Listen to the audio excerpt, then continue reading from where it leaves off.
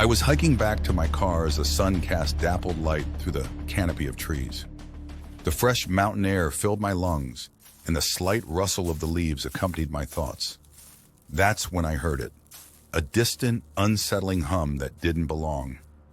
I glanced up just in time to see a small passenger plane, struggling, its engine sputtering like a wounded animal. My heart pounded as it drifted overhead, dangerously low. Time seemed to stop. The plane tilted, then plummeted into the forest in the same direction I was heading. A deafening boom echoed through the trees, followed by a thick plume of black smoke. Debris from the plane's wings showered the treetops, and the acrid smell of burning jet fuel filled the air. The forest had caught fire, and I had to move fast.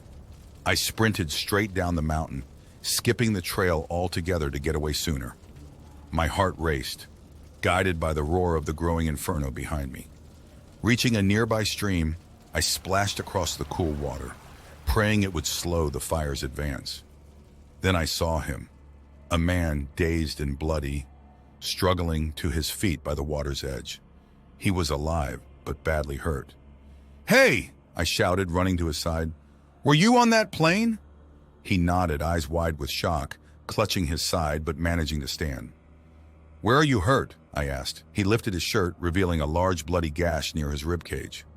I dropped my backpack onto the ground and pulled out a small med kit. I covered his wound with thick gauze and quickly taped it to slow the bleeding. But we were running out of time. Any lead I had was gone.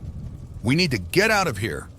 I threw his arm over my shoulder, and we scrambled away from the encroaching blaze. The journey was grueling. Every step was a battle against the flames and the panic rising in my chest.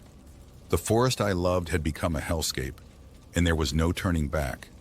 Together, we were moving too slowly, but I couldn't leave the injured man behind. He was coughing and wheezing from his injury, which was probably compounded by the thick smoke.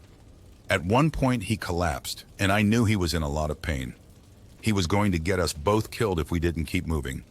But I gave him a sip of my water to restore his energy. He wanted more rest, but I refused and said, "We're out of time." I hoisted him up once again and ordered him to pick up his pace, or we would both suffer an excruciating death. At one point, I thought the fire was inescapable, but the wind shifted, carrying the flames in a different direction.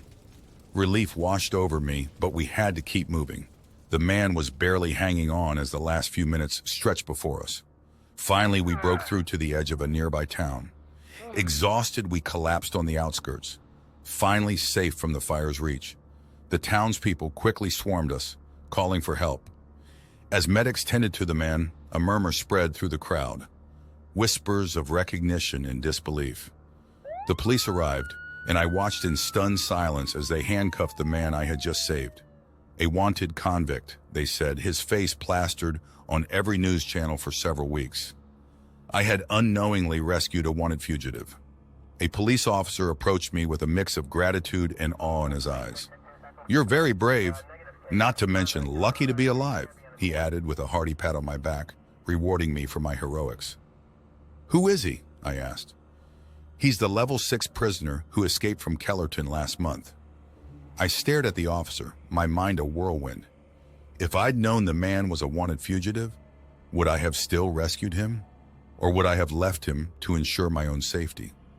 My journey that day was supposed to be a simple hike, a brief escape from the world. Instead, it became a test of my courage and humanity. As I sat on the curb watching the flames recede in the distance, I knew in my heart that I wouldn't have changed any of my actions that day. In knowing this, I felt a new sense of personal pride. I'd survived the scariest moment of my life and saved another person in the process. And no one could ever take that incredible feeling away from me.